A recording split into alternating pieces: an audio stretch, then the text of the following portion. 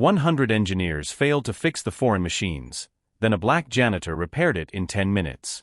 Before we dive into today's unbelievable story, make sure you hit that subscribe button and turn on the notification bell, because you don't want to miss any of our powerful and emotional stories that will leave you speechless. Now imagine this: 100 top engineers from around the world tried and failed to fix a foreign machine. But then, a black janitor walked in, and in just 10 minutes, he did what none of them could. Let's begin. In a factory buzzing with chaos, where 100 trained engineers stood defeated before a monstrous machine, a quiet janitor with calloused hands and weary eyes stepped forward.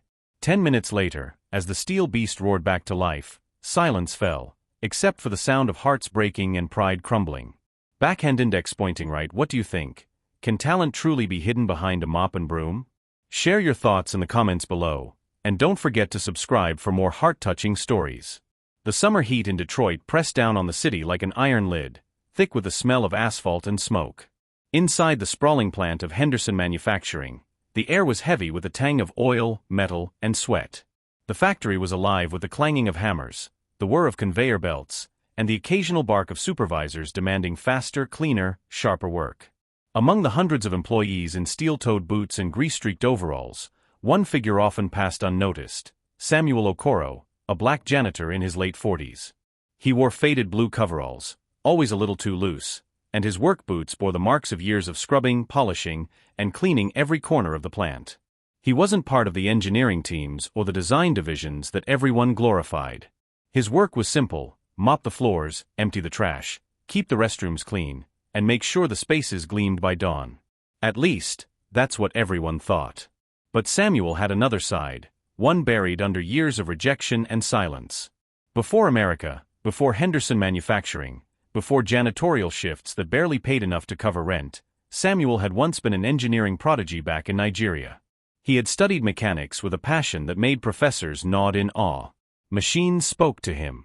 He understood them the way a farmer knows the language of his soil. Yet, when he came to the United States chasing dreams, his credentials were dismissed, his thick accent drew mocking smiles, and his applications to engineering firms ended in piles of rejection letters. Too foreign. Too different. Too invisible. So Samuel swallowed his pride, took the janitor's mop, and told himself he would provide for his children no matter what. He had 2 daughters back home in Lagos with his mother, promising them he'd send money, promising one day they'd join him. Each paycheck, no matter how meager, was wired back to Nigeria. Every dollar was a sacrifice. Still, every time he walked past the humming machines in Henderson's plant, something inside him stirred. He could see faults others ignored, hear misalignments others dismissed. But who was he to speak? He was just the janitor. The story truly began one muggy Friday morning. The plant's largest pride, a newly imported foreign machine, a massive state-of-the-art assembly robot worth millions, stood silent. It had arrived from Germany only a few weeks ago, promising to double production. But now, with its gears stiff and its circuits flashing error codes in incomprehensible German, it was nothing more than a cold hulk of metal in the center of the floor. Production had stalled. Orders worth millions hung in limbo. Supervisors barked into radios.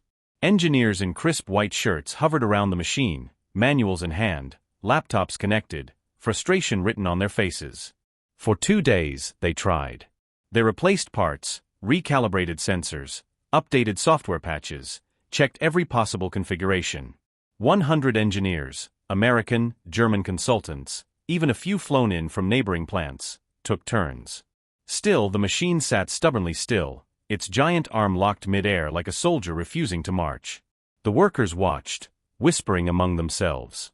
2 days and nothing? I heard Henderson's losing $250,000 each day this thing sits dead. They say even the German reps can't fix it. And in the background, broom in hand, Samuel moved quietly, sweeping around the edges of the chaos. He said nothing, but he watched everything. His keen eyes caught details: the slight overtorque of a bolt, the mismatched alignment of the feed line, the way the engineers skipped past an error code too quickly because it was written in abbreviated German. He knew what was wrong. He could feel it in his bones. But who would listen? Later that evening, as the plant lights dimmed and engineers dragged themselves out with slumped shoulders, Samuel found himself lingering near the machine. He placed his hand on the cold steel, feeling its silence. "You are not broken," he whispered softly in Igbo, his native tongue. "You are just misunderstood." The janitor's cart squeaked behind him, reminding him of his shift. He sighed, picked up his mop, and went back to work. The next morning, the crisis escalated. Henderson himself, Richard Henderson, the white CEO in his early 50s, stormed onto the factory floor. Tall, broad-shouldered, with an expensive suit that seemed almost too polished for the grease-stained plant, he radiated authority and impatience. His blue eyes scanned the machine, then the exhausted engineers. 3 days, he barked. 3 days and 100 of you can't fix one machine? Do you realize what's at stake? Do you understand the contracts we're about to lose? The engineers shifted uncomfortably, some avoiding his gaze. Richard Henderson had built his empire on discipline and innovation. He hated failure. And right now, all he saw was failure. As Samuel watched from the shadows, pushing his mop, something inside him wrestled. Should he step forward? Should he dare? His heart pounded. His daughters' faces flashed in his mind, little Ifioma, with her wide curious eyes, and Kayamaka, with her playful laughter. They deserved better. Maybe, just maybe, if he showed them what he could do, someone would notice. But what if they laughed? What if he was dismissed, humiliated, fired? He swallowed hard and bent lower over his mop. Hours passed. Engineers crowded again, manuals spread open, sweat dripping. The CEO grew more furious. At one point, he slammed his hand on a table. "If this isn't fixed today," Henderson thundered, "I'll start replacing people. Do you hear me? Replacing." The words sliced through the air. Silence followed. And that's when it happened. Samuel's mop slipped, clattering loudly against the machine's side. All heads turned. For a moment, embarrassment burned his face. But then, with trembling courage, he spoke. "Sir," he said softly, his accent thick but his tone steady, "if I may. I think I know what the problem is." The room froze. Engineers exchanged incredulous glances. A janitor? The janitor thinks he knows? Richard Henderson's gaze landed on him, sharp as ice. "What did you say?" Samuel's throat tightened, but he lifted his chin. "I believe I can fix it." Backhand index pointing right reflection question for viewers. Would you have spoken up if you were Samuel, knowing you risk humiliation, but also knowing you might hold the solution? Comment below with your honest thoughts. The factory floor seemed to exhale as Samuel's words hung in the air. A janitor claiming he could fix what 100 trained engineers could not. The idea bordered on absurd. Murmurs rippled through the crowd. Did he just say? No way. He's joking. Man doesn't even have clearance to touch the machine. Samuel's mop rested against the machine like a silent witness, and his dark eyes, steady despite the quiver in his chest, locked on the CEO. Richard Henderson narrowed his gaze. "You," he said, each syllable heavy with disbelief. "You're the janitor." Samuel swallowed but didn't flinch. "Yes, sir. But I know machines. Please, let me try." A few engineers snickered. One of them, a tall young man with slicked-back hair, muttered loud enough for others to hear, "What's next? The cafeteria cook going to fix the servers?" Laughter followed, sharp and cruel. Samuel's ears burned, but he stood rooted. He had been laughed at before, during interviews where his accent betrayed him, at community centers where people mocked his old clothes. But this moment was different. He wasn't asking for recognition. He was fighting for dignity, for the faces of his daughters waiting an ocean away. Richard Henderson glanced around at his team. "You mean to tell me none of you, with all your degrees and certifications, can fix this?" And he, Henderson jabbed a finger toward Samuel, thinks he can. The room went silent. No one dared speak. Finally, Henderson let out a sharp breath. "Fine. 10 minutes. That's all you get. If you waste my time, you're fired." Gasps echoed. Samuel felt his pulse quicken. Fired? He already lived paycheck to paycheck. One mistake and he could lose everything: his rent, his daughter's school fees, their food. But another thought pushed through the fear: this is my chance. With hesitant steps, Samuel approached the silent giant of a machine. Its steel body towered over him, wires exposed like veins, error codes blinking red across the console. He placed a hand on the cool surface, closing his eyes briefly. In his mind, the factory noise dimmed, and he imagined he was back in Lagos, kneeling beside the broken sewing machine his mother had once despaired over. He was 16 then, fingers quick, mind racing, and within an hour, he had it humming again. Machines had always been his language. Opening his eyes, Samuel scanned the console. Engineers had pages of diagnostics pulled up, but he ignored them. Instead, he crouched by the base, tracing the wires with his fingers. His rough hands felt along the grooves, the joints, the bolts. "Hey, don't touch that!" one engineer snapped, stepping forward. "Let him," Henderson barked, silencing the protest. Samuel continued, focused. He noticed something, the feeder belt misaligned by a few millimeters, a bolt over-torqued on the side panel. He squinted at the console's flashing German error message. The engineers had skimmed it, relying on digital translations. But Samuel, who had taught himself bits of German years ago from borrowed manuals and nights studying in a cramped apartment, understood enough to recognize the problem, a synchronization fault, not a full system failure. He exhaled slowly. "It's not broken," he murmured. "It's confused." The crowd shifted impatiently. Henderson checked his watch. 7 minutes left, Janitor.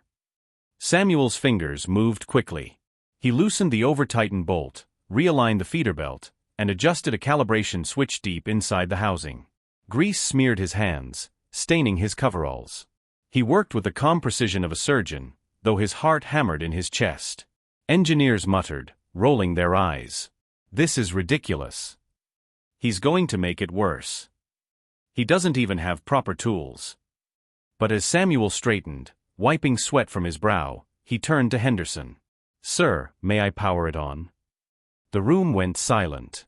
Henderson crossed his arms. "Do it." Samuel pressed the switch. For a second, nothing happened. The machine sat in silence, mocking him. A wave of doubt crashed over him. Had he misunderstood? Had he gambled everything and lost? Then, with a deep metallic groan, the machine stirred. Gears clicked into place, lights blinked in sequence, and the massive robotic arm lowered, then moved with smooth precision across the conveyor. Belts hummed. Motors whirred. The machine was alive. The factory floor froze in stunned silence. Then gasps. Then cheers erupted from some of the workers who had been watching, their disbelief melting into awe. Samuel stood there, chest rising and falling, grease on his hands, sweat on his face. The impossible had happened. 10 minutes, and the janitor had done what 100 engineers could not. Richard Henderson stared at the humming machine, then at Samuel. For a moment, his expression softened, admiration flickering across his sharp features. But it quickly hardened again, as if admitting respect would cost him something. He stepped forward. "What did you do?" Samuel wiped his hands on a rag. "The problem was simple, sir. The system wasn't broken. It was misaligned, mistranslated. You were treating it like an illness, but it just needed understanding." His voice was quiet but firm, his words carrying more weight than the loudest protest. The engineers stood in embarrassed silence. Some looked away, shame coloring their faces. Others glared at Samuel, pride wounded. But among the factory workers, those who had long been invisible like him, there was a ripple of hope. If a janitor could rise, maybe they could too. Henderson finally spoke. "Get this man cleaned up. I want him in my office after his shift." And with that, he turned and strode away, leaving the engineers dumbfounded and Samuel trembling. Samuel leaned against the machine, relief washing over him. His heart still raced, but deep inside, a fire ignited, one he thought had long been extinguished. For the first time in years, he wasn't invisible. Backhand index pointing right reflection question for viewers. If you were one of the engineers, how would you feel, angry at being outdone, or inspired by Samuel's hidden gift? Comment below, I'd love to know. The machine hummed steadily, its movements smooth as though it had never faltered. The factory floor, once a battlefield of failure, now buzzed with disbelief and hushed conversation. Samuel stood there, hands still stained with grease, mop abandoned by his side. For years, he had walked these halls as a ghost, unnoticed except when floors needed scrubbing. Now every eye lingered on him. Some gazes were admiring. Others, resentful. When Henderson's sharp voice commanded Samuel to meet him in the office later, it echoed in everyone's ears. It was the kind of command usually reserved for senior engineers or plant managers, not for janitors. And certainly not for Samuel. The whispers started the moment Henderson left. "Did you see that? 10 minutes. 10 minutes. Unbelievable. Or maybe just dumb luck." The last remark came from Greg Sullivan, one of the plant's senior engineers. His jaw was tight, his pride bleeding from the humiliation of being upstaged. He wasn't alone. Around him, several engineers muttered, unwilling to let their years of training be overshadowed by the man who cleaned their trash bins. Samuel didn't answer them. He quietly picked up his mop, his head lowered, but inside something long buried began to stir. That evening, Samuel returned to his small apartment on the city's east side.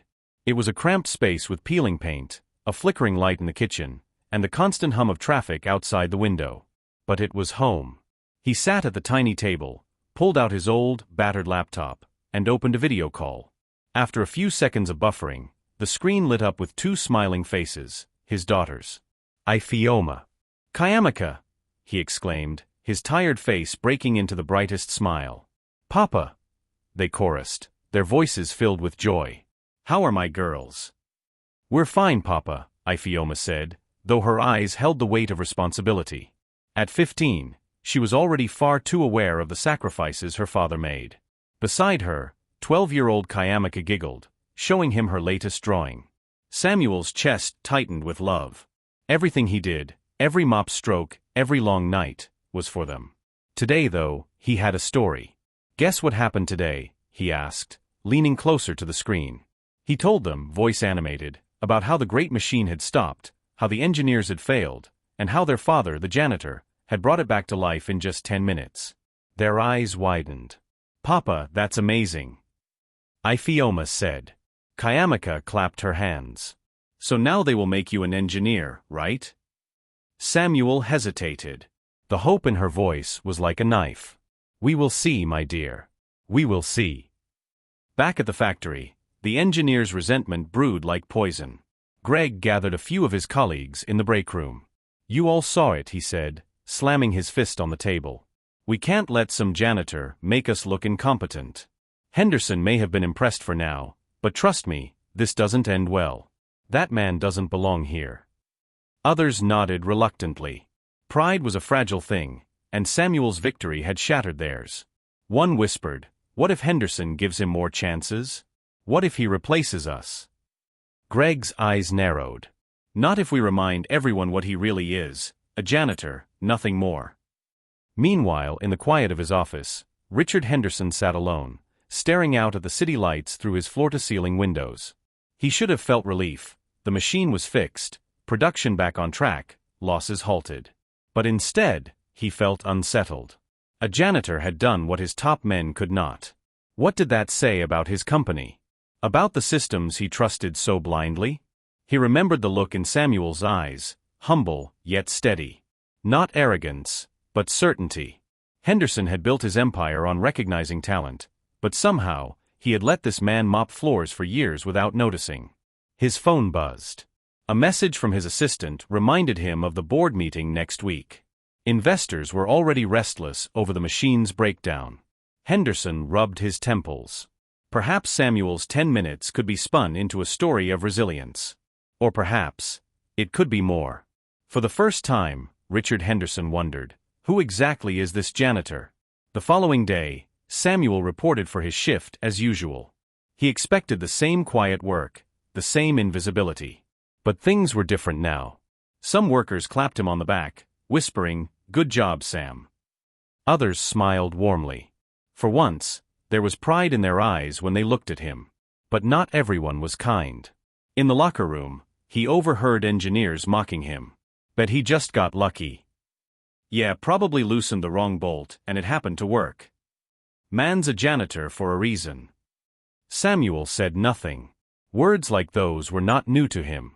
But deep inside, doubt crept in. Was it luck? Or was it the gift he had always believed in? That afternoon, Henderson's office door opened, and Samuel was ushered inside.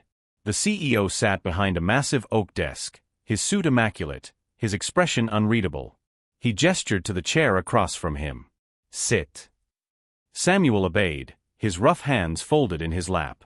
"You fixed my machine," Henderson began, his voice measured. "100 engineers failed, and you succeeded. Tell me how." Samuel hesitated, then spoke quietly. "Machines speak, sir. Not with words, but with signs. I listened. I understood what they needed."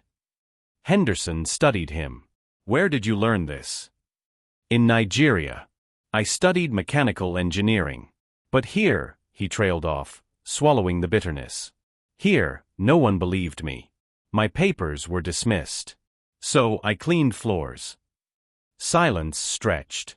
Henderson's blue eyes narrowed. "You're wasted on a mop," he said finally. "I can't ignore what I saw. I want you on the maintenance team." Samuel's breath caught. Maintenance? It wasn't engineering, not yet. But it was a step. A door cracking open after years of being slammed shut. "Thank you, sir," he whispered, emotion thick in his throat. But outside that office, the storm gathered. Greg Sullivan and his circle of engineers weren't about to let a janitor climb the ranks. They whispered, they schemed, and they sharpened their resentment into weapons. Because for them, Samuel wasn't proof of hidden talent. He was a threat. And in the shadows of the factory floor, Samuel's new journey was just beginning, one that would test not only his skill, but his resilience against envy, pride, and the weight of his past. Backhand index pointing right. Do you think Henderson is genuinely recognizing Samuel's gift, or is he only using him because of convenience? Drop your thoughts in the comments. I'd love to hear your perspective. The factory seemed different once Samuel joined the maintenance team. For the first time, he traded his mop for a set of tools, though his overalls were the same faded blue. His new badge, clipped awkwardly to his chest, felt heavy with meaning. For years he had been invisible. Now eyes followed him, some curious, some respectful, and some full of hostility. Samuel threw himself into the work with humility and quiet determination. Machines that had puzzled technicians for weeks seemed to relax under his touch. He solved problems not just with manuals, but with intuition, his ears tuned to the faintest clatter, his hand sensitive to the smallest vibration. Yet the more he shined, the darker the shadows of resentment grew. Greg Sullivan was at the center of it. Each time Samuel succeeded, Greg's pride bled anew. He had spent years building his reputation, basking in Henderson's approval. Now, a janitor-turned-maintenance man was stealing the spotlight. One morning, Greg cornered him near the tool station. "Hey, janitor," he sneered, the word dripping with venom. "Enjoying your little promotion?" Samuel met his gaze calmly. "I am just doing my work." "Your work," Greg spat, "is mopping floors. Don't forget that. You don't belong here. You embarrassed all of us once. Don't think you'll get another chance." Samuel said nothing, but the words pierced deep. He had expected challenges, but not such open hostility. Still, he refused to let anger consume him. The breaking point came 2 weeks later. The foreign machine, the same one Samuel had resurrected, began to sputter again. Not a full failure, but minor glitches, conveyor misfeeds, calibration errors. The board of directors was watching closely, investors breathing down Henderson's neck. This was no time for mistakes. "Samuel," Henderson said, calling him to the floor, "I want you on this. Fix it fast."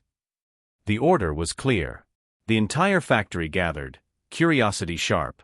Samuel crouched by the machine, opening its side panels, when suddenly, sparks erupted. The console screen glitched violently, smoke rising. Workers gasped, stepping back. Samuel staggered, heart racing. He knew this wasn't natural. Something had been tampered with. He looked around, and his eyes fell on Greg, standing in the crowd, lips curled into the faintest smirk. Sabotage. But no one else saw it. To them, Samuel was the one with tools in hand when the machine nearly fried itself. Henderson stormed forward, fury radiating. "What have you done?" Samuel's throat tightened. He tried to explain. "Sir, I didn't, this was not," someone interfered. The crowd erupted. Whispers turned into accusations. "I knew he was just lucky. Should have left it to the real engineers." Always knew it was a fluke. Greg stepped forward, voice loud enough to carry. With all due respect, sir, we trusted a janitor with millions of dollars worth of equipment. This is the result. We can't afford this risk again. The crowd nodded, murmuring agreement. Samuel's heart pounded. His moment of recognition was crumbling before his eyes. His daughters' faces flashed in his mind. He could not fail, not like this. Henderson hesitated, his jaw tight. Part of him wanted to believe Samuel. He had seen his brilliance once. But the pressure of the board, the whispers of the engineers, the weight of reputation, it all pressed hard. Fix it, Henderson barked finally. You have one last chance. If you can't, you're done here. Samuel turned back to the machine. His hands shook, not from fear of failure, but from the knowledge that someone wanted him destroyed. Still, he steadied himself. He closed his eyes, blocking out the whispers, the stares, the doubt. He listened. Beneath the smoke, the machine's rhythm called to him. He traced wires, checked circuits. And then he found it, a cable deliberately loosened, its coating nicked. Sabotage confirmed. He tightened it, sealed it, recalibrated the system. His hands moved with speed born of desperation. Within minutes, the machine purred back to life, smoother than ever. Gasps erupted again. Silence followed. Samuel rose slowly, sweat dripping down his temples. His eyes locked on Henderson's. It was tampered with, sir. Someone wanted me to fail. The room held its breath. Greg stepped forward, feigning outrage. That's absurd. He's blaming others for his mistakes now. But Samuel's calm voice cut through. Check the security cameras. All eyes turned to Henderson. He hesitated, then gave the order. Minutes later, the footage revealed the truth. Greg, sneaking near the machine hours before, loosening wires, smirking at the camera as he left. Gasps filled the air. The color drained from Greg's face. Henderson's fury exploded. Security! Get him out of my plant. Now! Guards grabbed Greg as he shouted protests, his voice drowned out by the shock of betrayal. Samuel stood still, his chest heaving. Vindication washed over him, but so did exhaustion. Henderson turned to him. For the first time, genuine respect softened the CEO's features. You saved this company, again. Not just with skill, but with integrity. He paused, his voice firm. You're no janitor. From this day forward, you're chief mechanical engineer. The factory erupted in cheers. Workers clapped, some even whistled. The same men who once mocked him now looked at Samuel with admiration. Samuel's eyes glistened. He thought of his daughters, of the years of struggle, of the mop that had defined him for too long. Finally, he had stepped into the light. That night, back in his apartment, Samuel called his daughters again. When he told them the news, Ifeoma cried, and Kayamika laughed with joy. You see, Papa, she said. You were never just a janitor. Samuel's heart swelled. She was right. He had always been more, he just needed the chance to prove it. What do you think mattered more in this moment, Samuel's skill with machines, or his unshakable integrity under sabotage? Let me know in the comments. The next morning, the factory floor buzzed with a different kind of energy. Workers greeted Samuel not with indifference, but with nods of respect.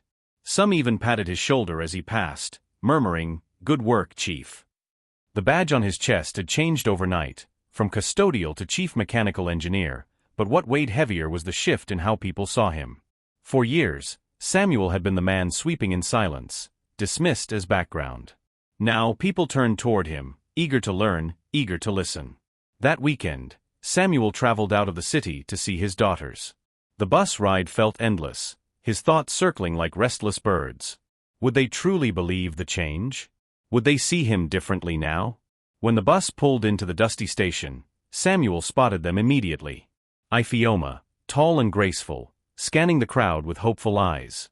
Kayamika, energetic, practically bouncing. "Papa!" they shouted together, running into his arms. Samuel hugged them tight, tears soaking his cheeks. For years, shame had weighed on his shoulders when he faced them. Not today. He pulled back, smiling through tears. Your father is no longer a janitor. They blinked, confused, until he showed them his new badge. The word engineer gleamed under the sunlight. Gasps escaped their lips. Ifeoma pressed her hands to her mouth, sobbing softly. Kayamika squealed with laughter, jumping up and down. "Papa, I knew it," she said. "I told Ifeoma you were more than they said." Samuel's heart ached and healed all at once.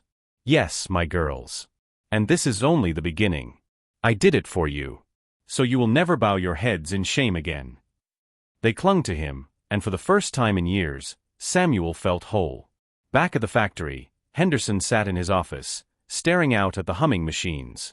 For decades, he had prided himself on being a man who valued efficiency, output, results. But Samuel's journey had shaken him.